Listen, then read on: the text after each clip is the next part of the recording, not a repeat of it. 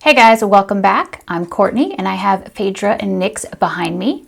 Today I'm bringing you my anti-haul number 12. I can't believe I finally hit number 12. This one is pretty much all palettes, and I'm talking about eyeshadow palettes and face palettes. So first up would be the Tarte Foil Finger eyeshadow palette. When I first saw this palette, I was like, hey, good for Tarte, because they actually have like a red in there and the colors look interesting.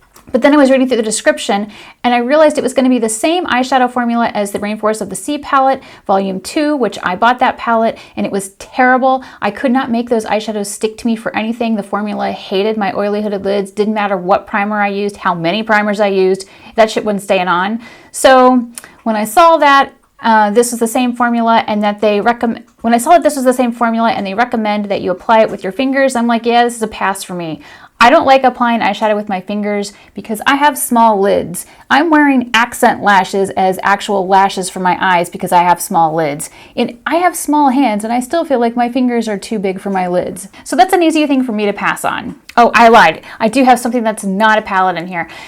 The next thing that I want to talk about is the Kat Von D Bow and Arrow set. This is one of those flash sets that's available for 48 hours, which I absolutely hate. I hate that whole like hyped up FOMO thing that they're trying to do with having you buy it in that 48-hour period of time. They often sell out. I basically have no desire to pick up the set, 1, because of the whole 48-hour flash thing, 2, because it's like this neutral brownish color that I don't think would be flattering on my skin tone. So while I love Kat Von D, this is an easy one for me to say no thank you. Next up we have the Kylie Cosmetics Naughty and Nice palettes. These are $44, and initially I can see why there'd be a whole bunch of appeal for these palettes. I mean, I know I absolutely love my Kylie Purple palette. If you haven't seen that review, I'll make sure that I link it up here so you can check it out. But when I looked at these palettes, I was like, I don't know, I'm not really sure what they're trying to go for with the color schemes. And then, because I was curious, I watched a review from Jay Kissa and saw that they were both not good palettes. She also felt like the palettes weren't terribly cohesive. The Naughty palette wasn't cohesive color-wise.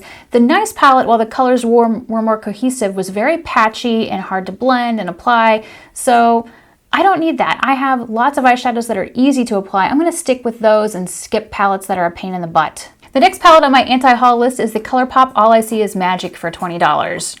Now, I'm a huge fan of the ColourPop pressed eyeshadows. I think that they're excellent quality. I'm even wearing one today, which is Say I Do. So I like their eyeshadows, that's not a problem. But when I looked at this palette, I felt like it was mostly a neutrals palette with just like 2 or 3 pops of color. And because I own so many neutrals, I feel like it's something I should just pass on. I don't really see that it's going to add anything new or exciting to my collection. Although I was very tempted because I'm like, oh, look at the purple and all that. And that's always how I am. I see like a purple in a palette and then I want to buy it just for that purple, when I probably have a color that's really similar to that purple. And while we're speaking of ColourPop, there's the ColourPop Dream Street palette. This is only $16, so it's a great price. This is it's the palette that's the Kathleen Lights ColourPop collaboration. When I looked at the palette, I was like, ooh, there are 2 beautiful teals. There's a deep teal matte, and then there's a metallic teal. I'm like, oh, I like those colors. But then I looked at the rest of the colors and I'm like, I don't need those colors. I don't need to buy a palette for 2 colors.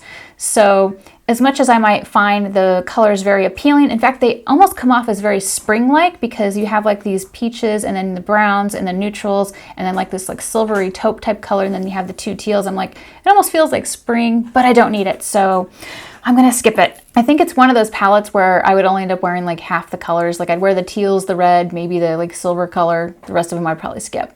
The next palette on my avoid list is the Too Faced White Chocolate Bar. When I first saw this palette, I was like, oh, hey, that looks like a really neat palette from Too Faced, because it had like a lot of like soft colors and pastels, which I personally find flattering on my hooded eyes because I like to use those sort of pastel colors on the hood as transition shades. So I was like, oh, this looks like it could be really cute. Then I saw swatches and a review from Temptalia. It got an F. That's terrible. That means that the colors have no payoff. It's an absolutely awful palette. It's definitely one to skip. I need my eyeshadows to have some pigmentation, color payoff, and be blendable, and that just looked like a big crumbly mess. Next up is the Huda Beauty Obsessions palette. Now I really wanted to haul one of these palettes because I really like my Huda Beauty Faux Filter Foundation in Milkshake. I love the fact that I don't have to add white to that foundation. It is an awesome foundation. It's one of my top 5 favorite makeup things right now, so I'll put a link to that video in case you haven't seen it. But when I was looking over all of the Obsessions palettes, I realized I didn't want the electric because I already have a lot of really great bright eyeshadows from Sugarpill in my Viseart Bright Editorial palette, so I feel like I've got those brights covered. So then I was looking at the mauve palette, but the mauve palette really looks more sort of like brown and orange and red. I didn't see any mauve at all, so I decided that I was just going to go ahead and skip it and save my money. I don't need more browns. I don't need more orange. Not for me. Next up, I was looking at some new palettes that are coming out, and I saw the Dose of Colors Blushing Berries palette. When I saw this palette in the pan, I went, oh my god, I need that palette because it's 5 colors and they're brights and they're berries and they're colors that I would love and wear. Then I saw the palette swatched and I was, no thank you. When you look at all the colors on the skin, it looks very brown, very muted, and I'm like so disappointed. I don't understand how they could have a palette that looks so pretty in the pan, but when you put it on the skin, it looks like crap. So disappointing. If you follow Violet Voss on Instagram, you would have also seen the same sneak peek that I saw for their upcoming palette. And they had this thing, and they said like guess the colors in this palette, and a lot of people were like pinks and purples and blues, and I'm sitting here looking at this going, yeah, it's probably just going to be another palette filled with beiges, browns, and orange. If you look at their Taupe Notch, their HG palette, their Ride or Die palette, etc., it's all like tons and tons and tons of browns, light browns, beige, orange, deep browns. Nothing fun. They all look so identical. I'll put a picture up so you can see what I'm talking about, but so disappointing. We don't need more browns in a sea of brown. I really wish Violet Voss would do something really exciting and colorful, more like their Drenched Metals palette. I thought that was a really good palette. I don't feel like I've ever heard people really talk about it much. Next up is the Kat Von D Mini Metal Crush eyeshadow palette, which is like 39 bucks. Now, I am a diehard Kat Von D fan. I have almost every single palette that she's ever made. And this palette is an easy one for me to skip because I already own all of the colors. I own all of the Metal Crush colors, and I own the Metal Matte palette, which has all the mattes in it. So really this palette is not for people like me who are diehard fans. It's more for people who missed out on the original Metal Matte palette or who want to just have like a mini palette for travel, which I think it would be great for that. But it's like all the boring browns. It's like all of the boring shades, in my opinion. It's like all the golds and the coppers and the browns. And I don't need that. Yes, it's Kat Von D. Yes, I love her eyeshadow formula, but I don't need that. I really wish she would quit with the whole LE thing and come out with like a bright, colorful, permanent palette. I would love that. And last but not least is the Kat Von D Metal Crush Highlighter Palette for $36.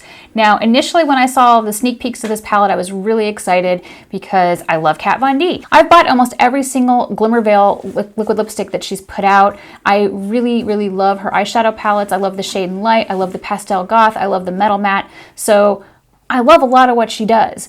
But when I saw this palette, I was really disappointed because I saw swatches, and the swatches for, pale skin, these colors would not be flattering on me at all. So it's one of those things that I'm going to skip, even as much as I would love to buy a highlighter from Kat Von D. And of course, it's a limited edition palette. I am so tired of limited edition palettes. I wish brands would stop doing so many limited edition things. I wish they would just, but that's a rant for another day. So anyway, this concludes my anti-haul number 12. Please be sure to let me know your thoughts in the comments below. If you liked this video and found it fun, entertaining, helpful, or informative, please give it a thumbs up and share. It really helps me out when you share my videos, so I really, really appreciate it. Thank you very much.